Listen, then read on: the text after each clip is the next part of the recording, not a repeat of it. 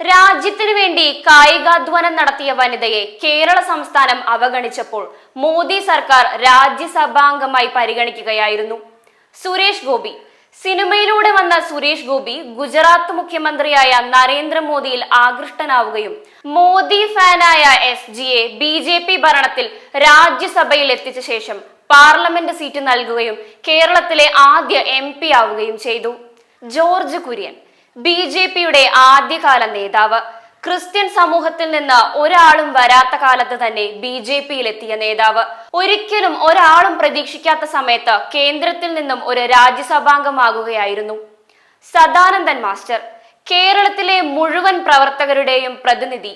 പാർട്ടിക്ക് വേണ്ടി തന്റെ ജീവന്റെ പാതി കൊടുത്ത നേതാവ്.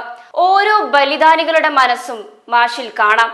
അവിടെയും മോദിയുടെ കണ്ണ് എത്തുകയായിരുന്നു. വ്യത്യസ്തമായ രീതിയിലുള്ളവരെ, ജനങ്ങൾക്കിടയിലുള്ളവരെ കണ്ടെത്തുക എന്നതാണ് മോദിയുടെ രാഷ്ട്രീയ മാജിക്. പ്രത്യേകിച്ച് അതിന് നമ്മുടെ കേരളം സാക്ഷി.